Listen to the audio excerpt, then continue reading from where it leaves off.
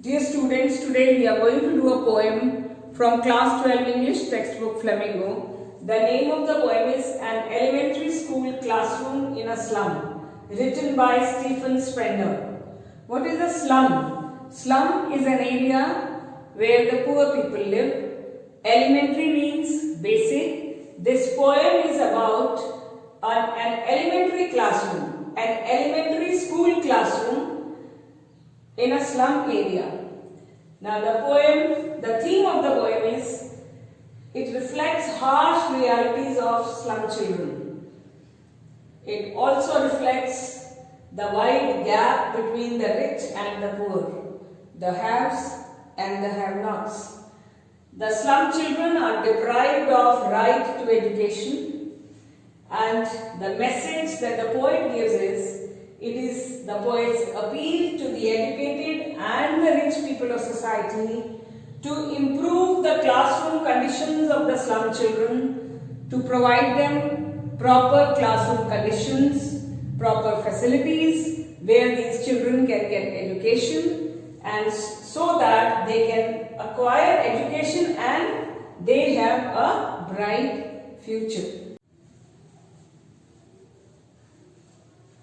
Now let us go from one stanza of the poem to the other.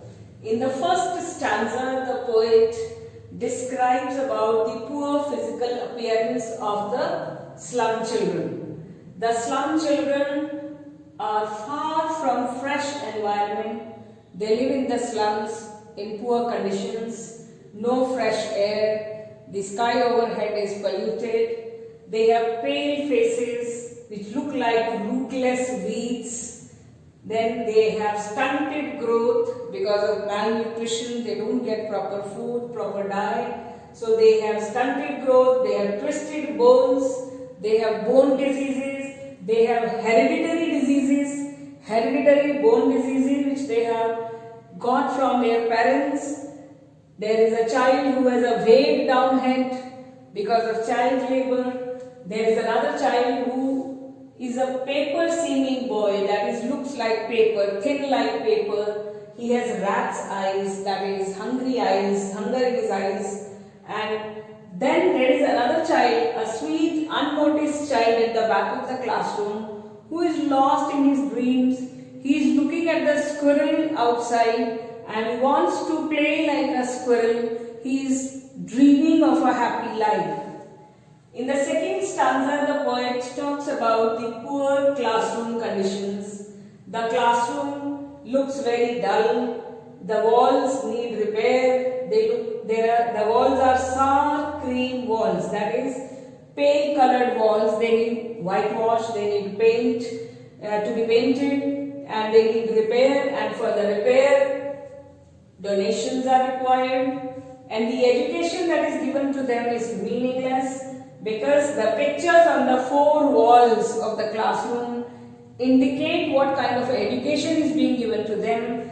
Education which is beyond their reach, which is meaningless for them. For example, the four walls of the classroom. On one wall there is a picture of the world map. There is another wall which has a picture of a beautiful city with tall buildings, civilized city. On the third wall there is a beautiful picture of a valley with flowers, and then there is a fourth wall where there is Shakespeare's head, which indicates that they are being taught about Shakespeare, and these children, they cannot read the masterpieces written by Shakespeare. Shakespeare's literature is beyond their reach. So the kind of education that is being given is beyond their reach. It is meaningless for them. So, now he says that their world painted with fog, that is the world map which is there on one of the walls, it shows the world its world, it shows the world its places, but to these children this map does not show any world. For them, their world is that which they can see from the window of the classroom, that is their slum world, which is painted with fog, that is no clear future is there for them. In the third stanza, the poet says that these are bad examples, that is The pictures on the walls, that is the world map and Shakespeare's head, that is Shakespeare. Then the pictures of valleys and civilized cities are bad examples for these children because they cannot go to those places. But when they see those places, when in the map or in the picture, they are tempted to steal because they also have a desire to go to those places. They have no money and for that they will steal. So these four pictures on the four walls prove to be bad examples for them. So Shakespeare, then the world map, pictures of valley and pictures of the city with tall buildings, they are bad examples for these children. They tempt them to steal, and after stealing, they take them to the dark cells of prison, and their life, which is already foggy, that is, it turns from fog to endless night, means their future, which is already unclear, which is foggy, turns into darkness.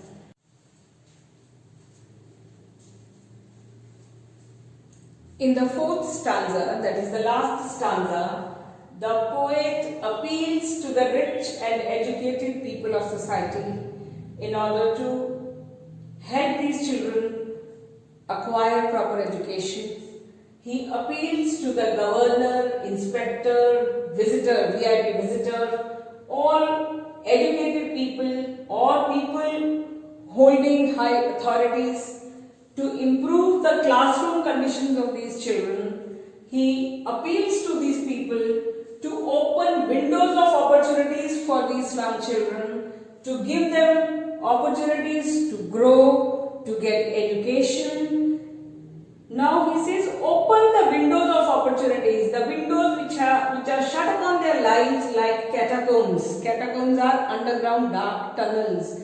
Their lives are like dark tunnels and all windows of opportunities are closed on them. Open these windows, let them acquire education, let them have a bright future. So he says that break open these windows of opportunities to them, or they will break the town, otherwise they will become destructive for the society. So he says, show these children the path to green fields, bright future, and let their tongues run naked into books, that is, let them acquire education and let them write their own history, whose language is sun, that is, they do great deeds which are written in golden words. So the poet's appeal in the end is to help these slum children get proper classroom conditions so that they get proper education, so that they get a lot of opportunities to grow, and then they have a bright future.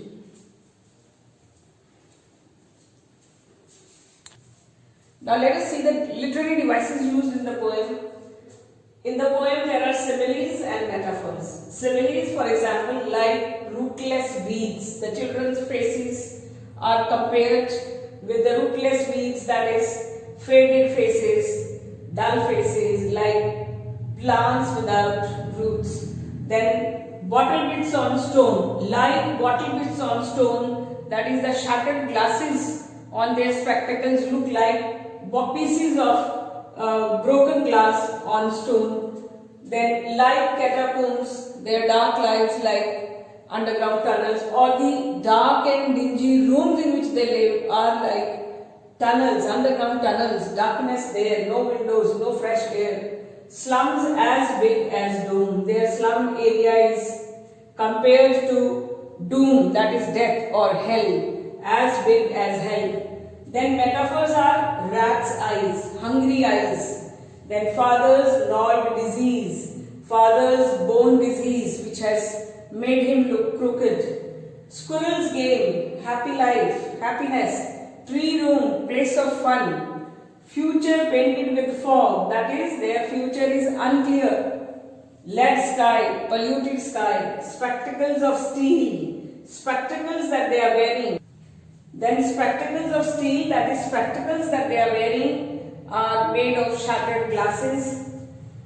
Now the question that can be asked is, one is, what is the theme of the poem? The theme is, the poem reflects about the harsh conditions in which the children of the slums live, and about the big gap between the haves and have-nots, and about the kind of education provided in the elementary school classroom, how the conditions are not proper and the children do not have proper facilities in these classrooms. The classrooms need a lot of improvement, and the kind of education that they are provided has no meaning to them. So this can be about the theme or the central idea of the poem.